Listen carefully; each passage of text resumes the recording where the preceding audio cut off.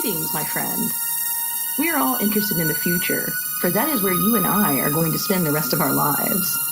And remember, my friend, future events such as these will affect you in the future. You are interested in the unknown, the mysterious, the unexplainable. That is why you are here. And now, for the first time, we are bringing to you the full story of what happened on that fateful day. We are bringing you all the evidence based only on the secret testimony of the miserable souls who survived this terrifying ordeal. The incidents, the places. My friend, we cannot keep this a secret any longer. Let us punish the guilty. Let us reward the innocent. My friend, can your heart stand the shocking facts about grave robbers from outer space?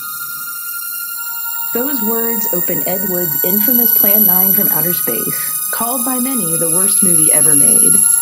Join us for our discussion, and we'll let you decide if this is a so bad it's good science fiction movie or a work of truly bad horror. This is the No Fear Podcast. We know what scares you.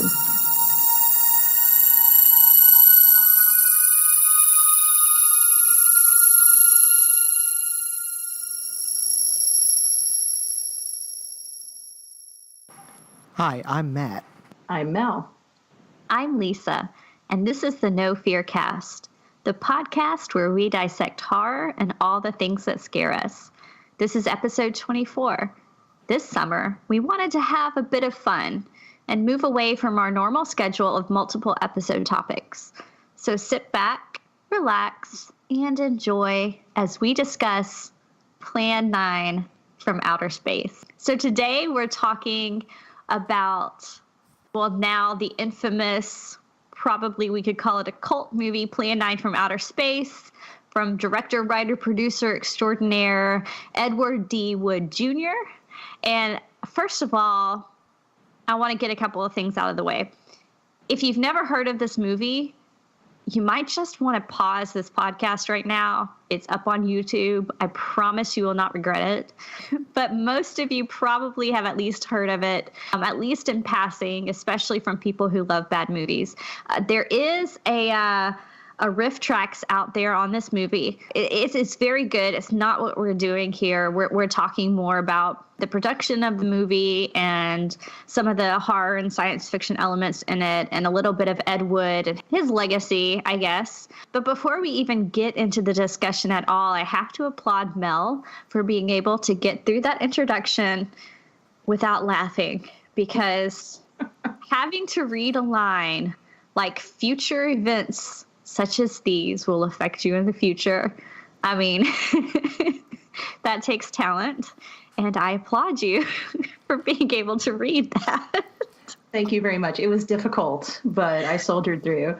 Yes, I also want to give my accolades and kudos to Mel. We have a little bit of an outtake wherein we had to stop because of various reasons, but it came out that, I was laughing throughout the entire thing. I had to mute my mic because it was just, it's too bad.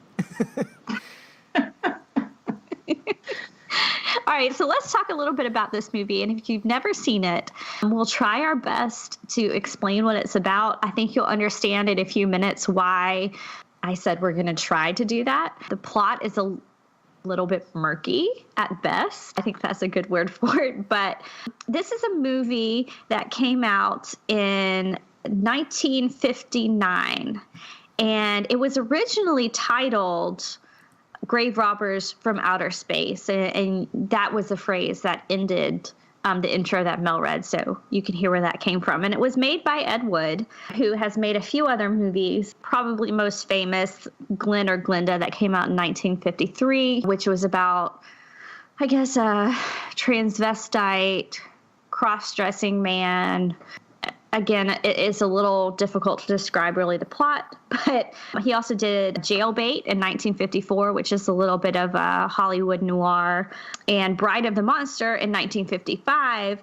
And two of those, Glenn or Glenda and Bride of the Monster, both notably starred Bela Lugosi of Dracula fame. And Plan 9 from Outer Space actually features Bela Lugosi in a key role, I guess. Maybe not the main character's role, but definitely a key role in the film. And it was actually it's credited as being his last movie. So I don't know. Mel, you want to talk a little bit about Bela Lugosi's role? Because I don't know if I can fully do it justice. Well, sure, I can attempt to do this. Evidently, the footage of Bela Lugosi in Plan 9 from Outer Space was footage that was taken in preparation for another movie, a movie that was never made called The Vampire's Tomb. And then after Lugosi had passed away, Ed Wood was working on Plan 9 from Outer Space, or Grave Robbers from Outer Space, whichever you want to call it. And he inserted that material in Plan 9 so he would have a named actor in the movie. So, I mean, of course, people now watching will know that Vampiro was in the movie, and Tor Johnson, who was famous in B movies in the 50s, were in it, but Bela Lugosi was the name. Now, because he didn't have enough footage of Lugosi for Plan 9, and I think he used all the footage he had from the other movie for it, he used either his or his wife's, I'm not sure which, chiropractor as a replacement for Lugosi's character in the movie. And so the scenes where it's not actually Lugosi as the chiropractor, there's a taller man in the same cape, but he keeps the cape over his face, which why as a zombie you would feel the need to cover your face, I'm not sure, other than the fact that you're trying to pretend you're the person that you're not, I guess. And so, yeah, when you're watching the movie, you'll intersperse that footage where it's obvious it's Lugosi with this footage of a person who is pretty obvious it's not Lugosi. So that's an interesting kind of aspect that, you do have the horror movie kind of star, Bela Lugosi, in it, but he's kind of not in it at the same time. Yeah, Bela Lugosi is a really interesting character in this, and we'll get to attempting a plot in just a minute. But I just want to cover a little bit more about Bela Lugosi's character. He plays a man who I think is really just described as an old man whose wife dies, and he dies, I think, the next day. And there is some discussion about how she's buried in the ground, but he's buried in, a tomb above ground, which was never fully explained other than it was, I think they said, a custom of the family or something along those lines. But anyway, he does come back from the grave, and he's described as a ghoul when he comes back, but it's basically a zombie, a reanimated corpse. And he spends a lot of time lurking around the cemetery in a black cape. And it could be a callback to his most famous performance as Dracula. I don't know. He wears a cape prior to his death, I guess, in some sort of mourning outfit. There's a long, I guess, soliloquy is the best word for it, of Lugosi walking around mourning his wife, and a narrator is discussing the depth of his grief, I guess. Yeah, he never talks. It's always the amazing Criswell, a psychic famous for always being wrong, who narrates, who is often in Ed Wood movies and does the introduction and then narrates throughout the movie. Right. Yeah. It's very strange because the movie does go back and forth between having the characters acted out with a narrator discussing what's happening on set as we're watching it, and then actual dialogue between the characters. And the dialogue vacillates between just very mundane, almost childlike speech, where the characters will just kind of say, one or two words to each other, and that's like a conversation, and then they walk off, or these really long, intense monologues almost about government and war and the roles of men and women. And it's very odd to watch it change that drastically. Back to Bela Lugosi, where we first started. Yeah, he doesn't speak, and neither does his wife, who is played by the wonderful Mela Nurmi, who most people know as Vampira. She doesn't speak either. And there were a couple of things that I saw that I read in preparation for this, and that she just didn't like the dialogue, or because she was one of the ghouls, she couldn't speak. But either way, she didn't speak at all in the film. She just kind of, again, walks through the landscape as Lugosi does. But it is very obvious when you see Tom Mason, the chiropractor, because he looks nothing like Lugosi. He just kind of, and he apparently was much taller And so it'd kind of just hunch over and then hold the cape up over his face. So every time you saw the ghoul with the cape over his face, you know that that was Tom Mason and not Bela Lugosi.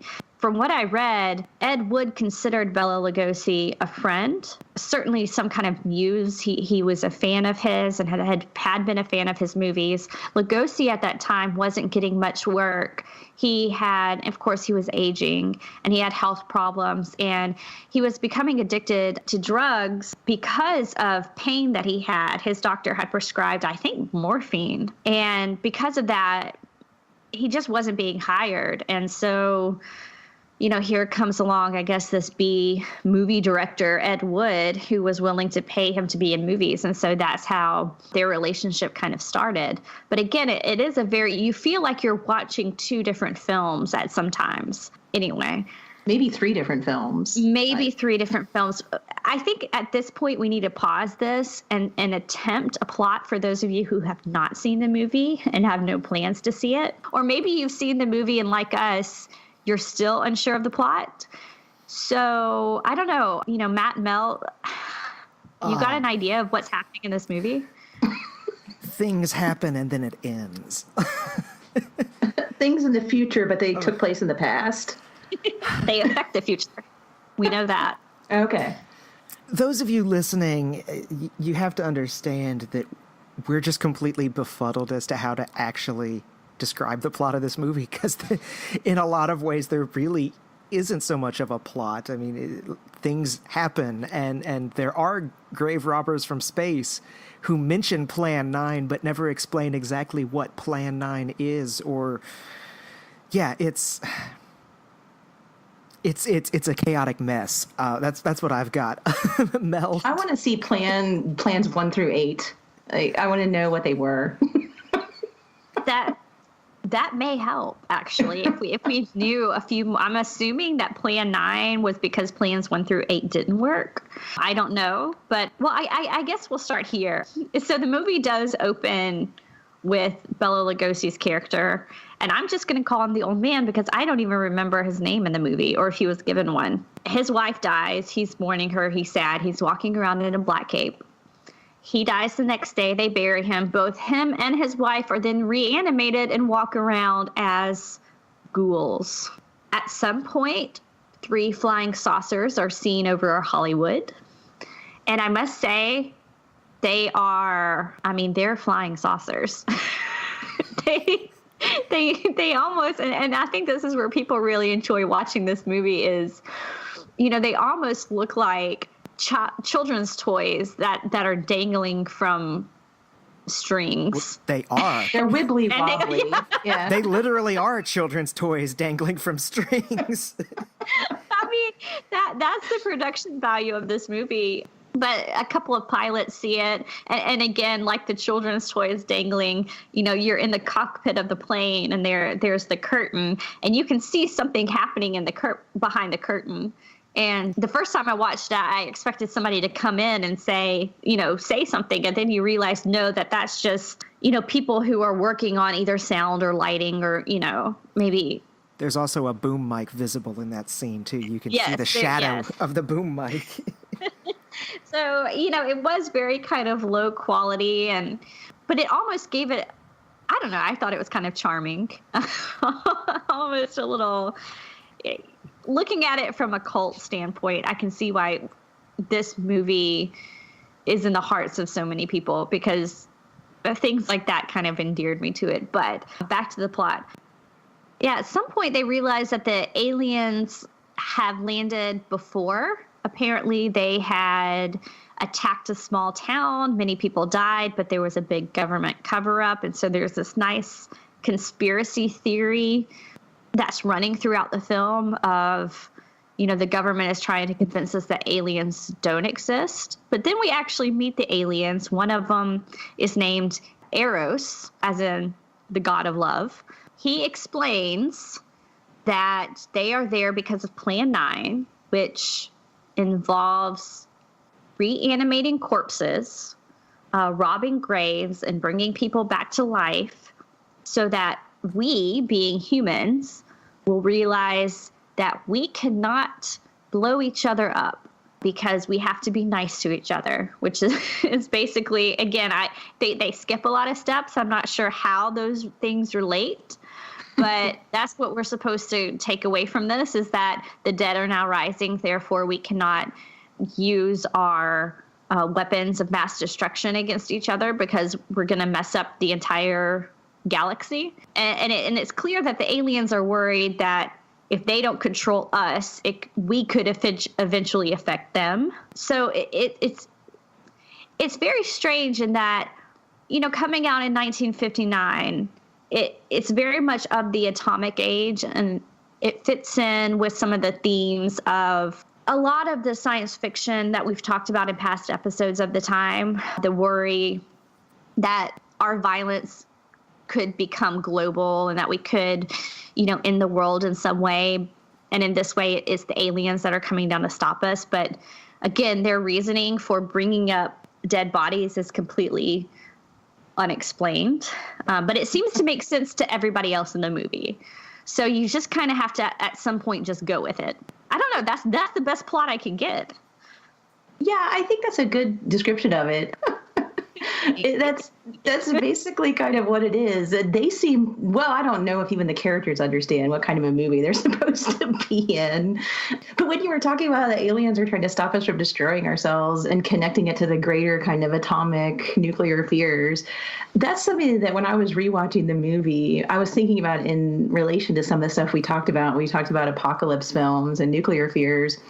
And I think that in some ways, the Plan 9 kind of inadvertently, I'm going to emphasize inadvertently, taps into that absurdist idea of mutually assured destruction that we talked about when we had the postmodern books and stuff like Catch-22 and Cat's Cradle and the movie Dr. Strangelove.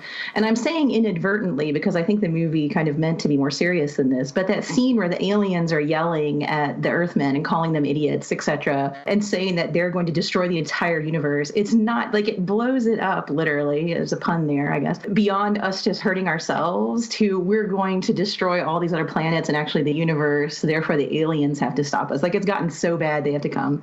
And then they tell us that there's a way we can harness the power of the sun, and that some country on Earth is possibly going to use the sun as a nuclear weapon and blow up the sun and destroy everything. And one of the humans says, wow, basically, thanks for telling us about this. If we could do that, we'll be the strongest nation on Earth. And then he basically just screams at them, you're stupid, stupid, stupid.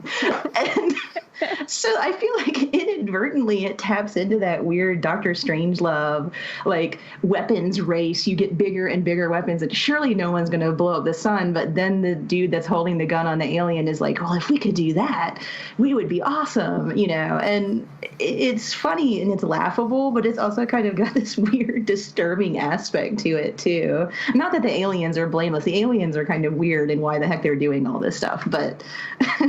Yeah, well, it's really funny that you said that because, and again, I really want to stress to listeners here that even though we're going to give this a little bit of a serious discussion, I can't emphasize enough how bad this movie is and how it fails on so many levels. And I don't think, even though Ed Wood, I think, had some sense of what he wanted to do and what he wanted to be, this certainly isn't like a satire in the way you brought up, Mel, Dr. Strangelove. It doesn't have a sense of its own irony, I don't think. No. But it does tap in, whether it's inadvertently or not, some of the really interesting things that were going on at the time, especially when you're looking at kind of the culture of the 50s moving into the 60s, and when there was such a shift in a lot of the way society viewed things like race and war and even gender, because in that scene where the aliens are yelling at the men, at one point, and I even noted it when I watched it this time, was that one of the aliens basically called out the men and he said, it's men like you are the reason that we have to come here because you're headstrong and violent. And he was basically calling out the men in that way. It's kind of like, you can't act in this kind of macho alpha male way anymore because it's going to destroy the world, basically. You can't be the one grasping for power. You have to kind of step back and let equality take over and peace take over. But then, and this is where this movie is so strange, immediately the female alien steps in to say something, and she is completely silenced by the male alien, basically saying that women shouldn't fight men's battles.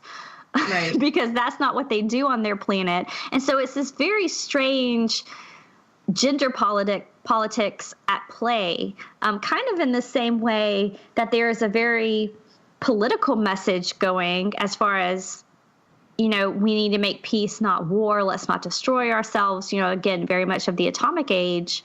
But then there's this whole conspiracy theory thing that runs through that really I hadn't seen in films until later.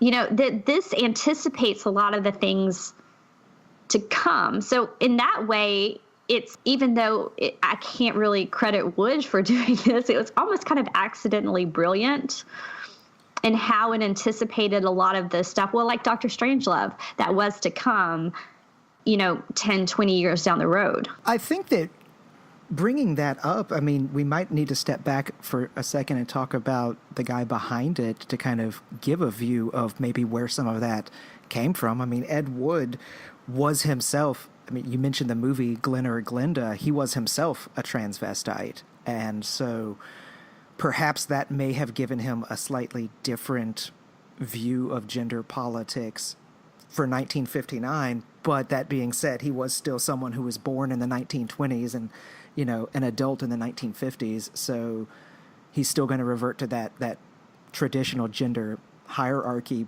even if he is slightly willing to kind of push against the boundaries a little bit. So, right. And we should clarify, too, that was the word that he used to describe himself and to describe some of the characters in some of his other films. So when we use the word transvestite, because I know, especially today, we understand the idea of gender fluidity, but that was a word that he used. And he certainly was somebody who did, as you said, like to dress in women's clothing at times. But again, different from what we would think of today. Right.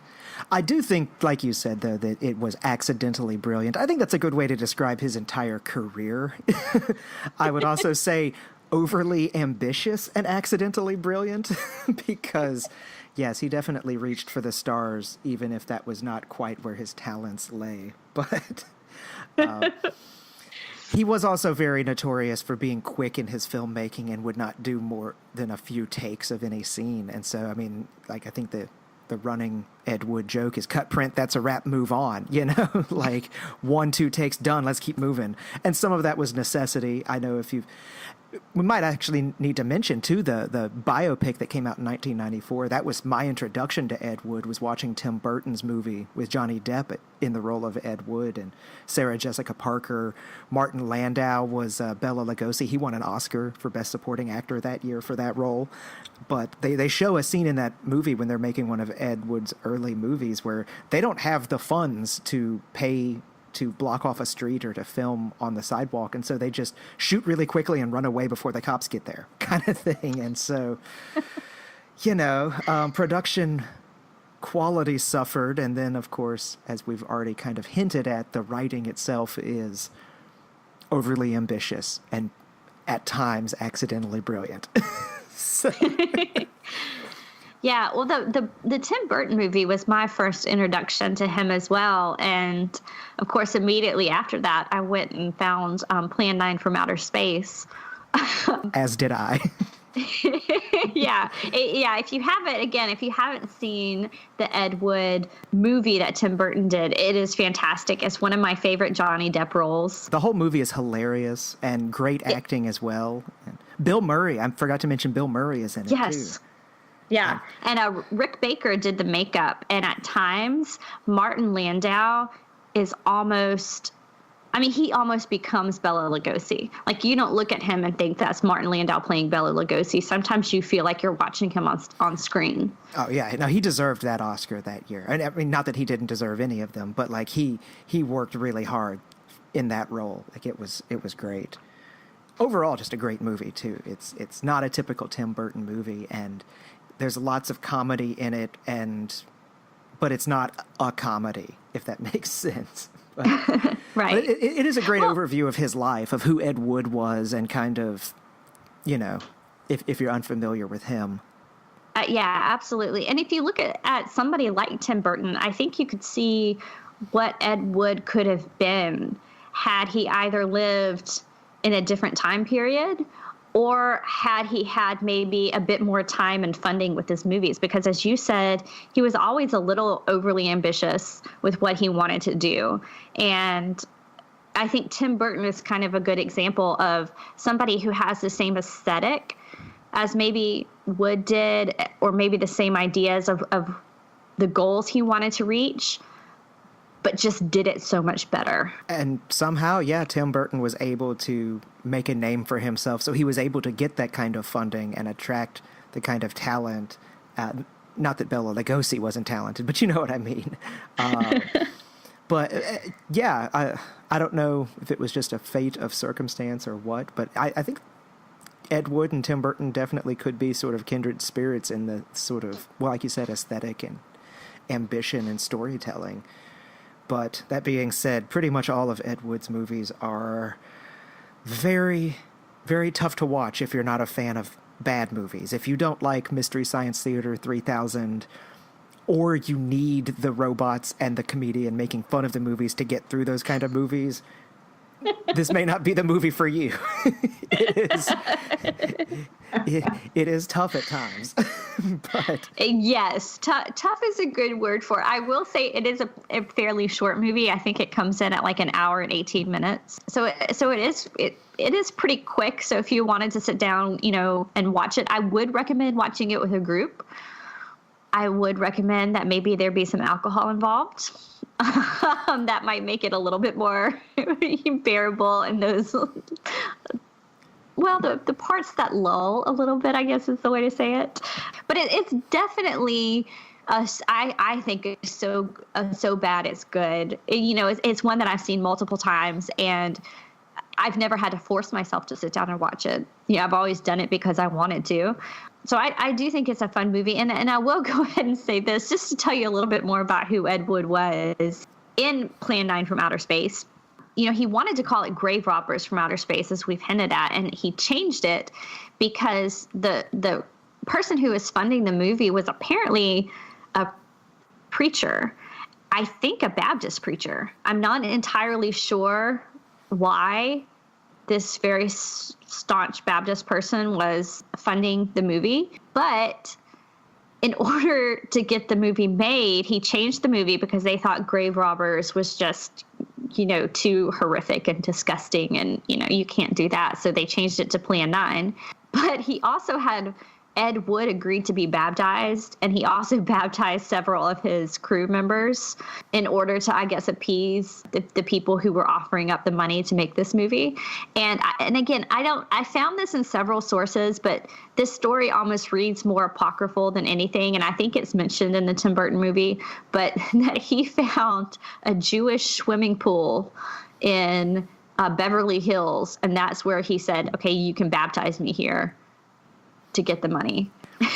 So again, I don't know if that's kind of a story that people just like to tell. I don't know how much truth is in that, but I always found it kind of funny because to me, it shows that he did have a little bit of, I wouldn't say it's as far again as like satire or irony, but definitely an irreverent humor to him.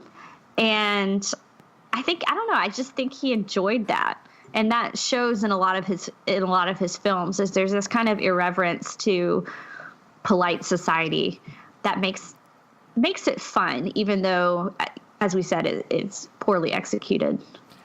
Well, and one other thing that I remembered too while you were talking, and goes along with the idea of poorly executed, unfortunately, is that Ed Wood wanted to be. I mean, he was a writer, director, producer, and actor, and he wanted to be the next Orson Welles because Orson Welles did all of those things. I mean, Orson Welles wrote, directed, produced, and acted in many movies, but most well-known, of course, being Citizen Kane.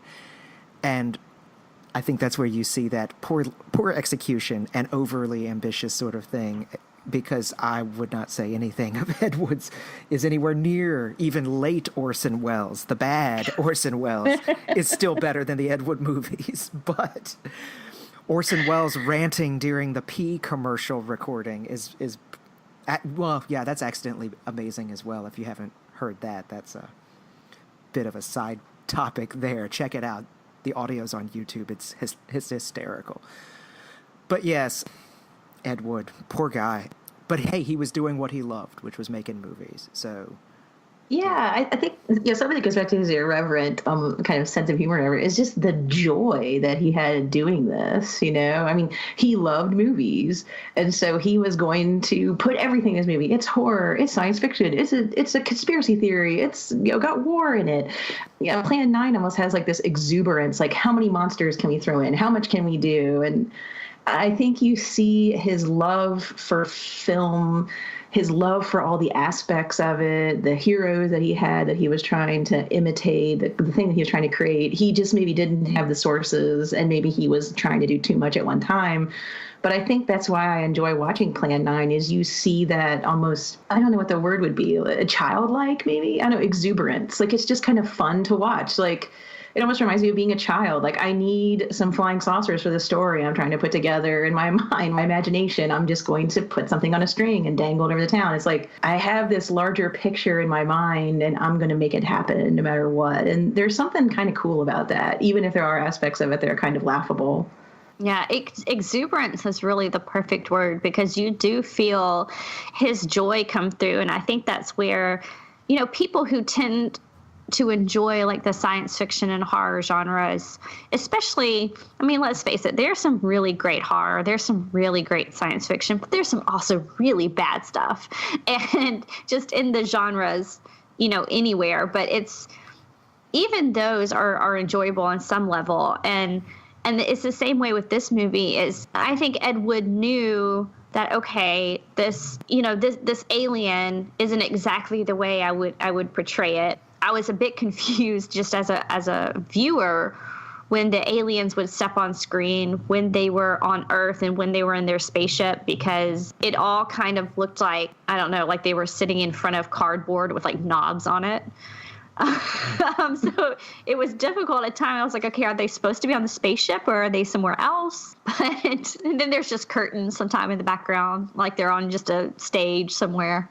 But he was so, as you said, joyful about putting that on and wanting to tell this story. And there's a certain trust he has in his viewer that we will suspend disbelief and kind of join him on this journey, which I appreciate, because I would much rather have that than some big summer blockbuster where you can tell the director is just phoning it in, just there for the paycheck. I'm going to throw in a few cars blowing up and I'm going to call it a day. I would much rather see a truly bad movie, but where the writer and director just put so much heart into it. Well, while you were talking, I couldn't help but think of, years ago I read Bruce Campbell's autobiography, or I guess memoir, If Chins Could Kill, and such a great title. And for those of you who remember Bruce Campbell from his role on Burn Notice, I mean, if you're listening to this podcast, you're probably familiar with Army of Darkness and the other Evil Dead movies. But just in case you're not, he was in all 3 Evil Dead movies, the most well-known being Army of Darkness, which were directed by Sam Raimi, who went on to direct Spider-Man, Drag Me to Hell, a number of other movies.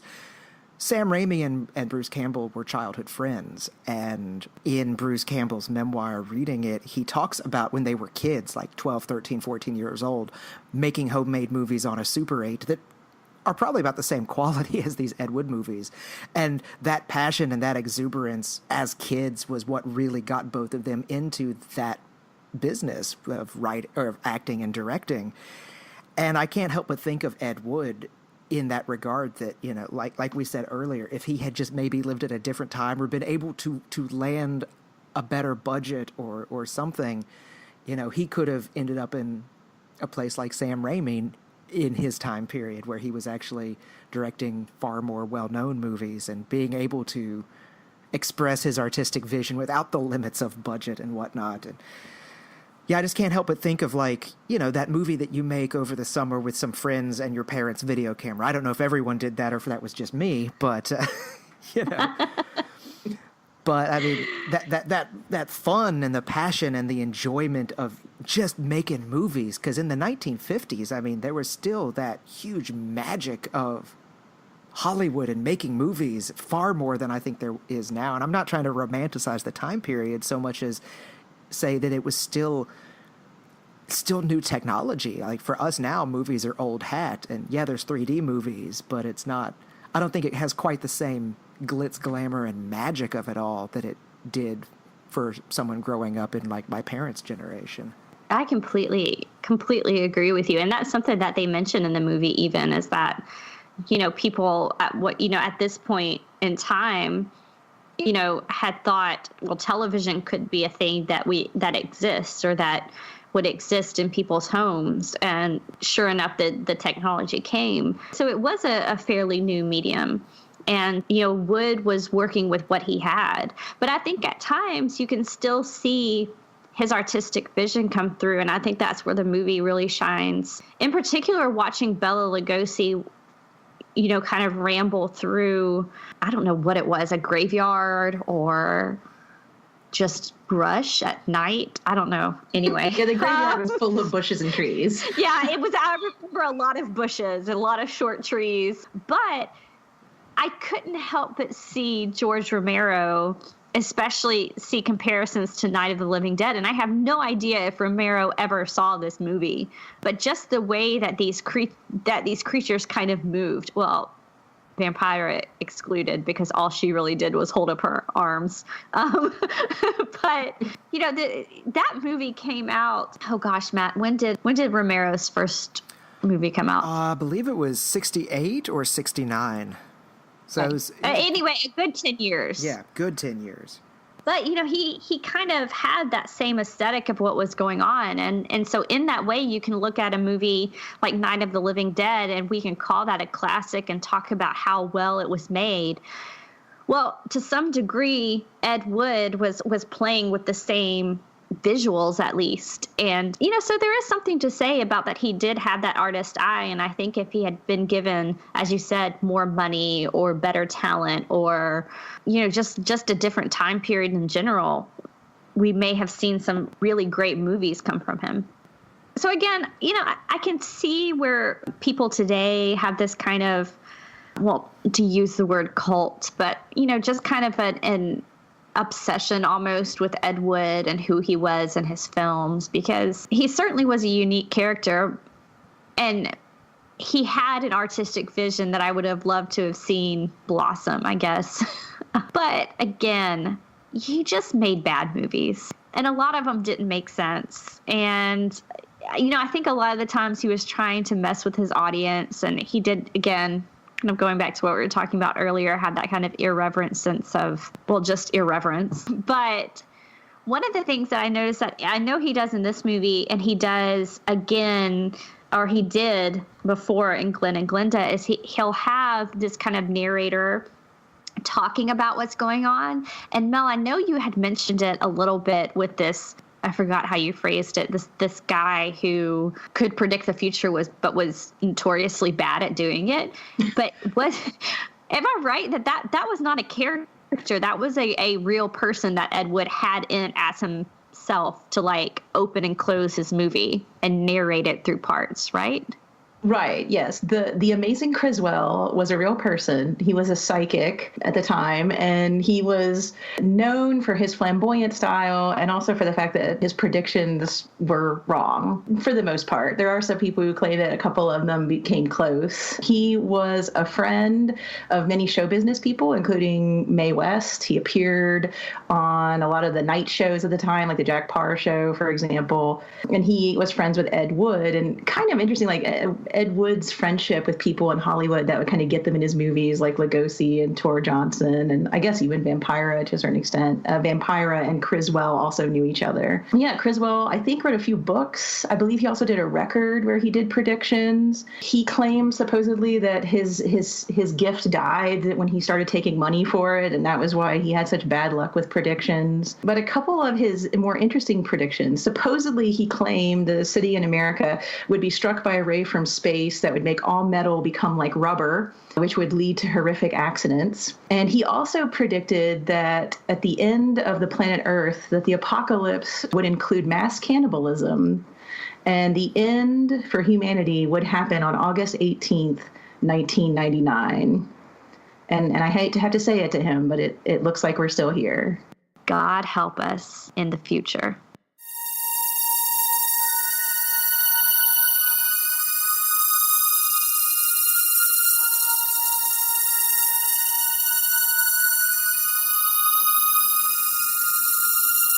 This is the No Fear Podcast. You can find us online at Twitter and Instagram at No Fear Cast. That's KNOW Fearcast. Or our website, nofearcast.com. If you want to contact us, send us an email to nofearcast@gmail.com. Download us through iTunes, Stitcher, or anywhere else podcasts are found.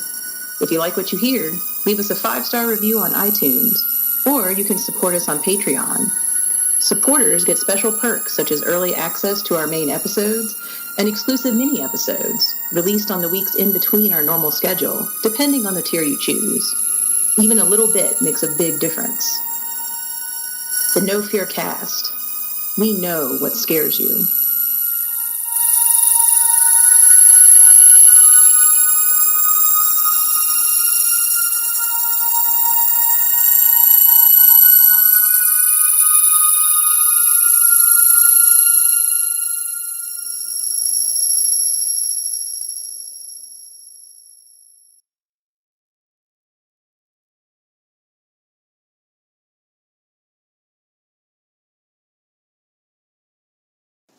This is a personal project and not related to any academic institution.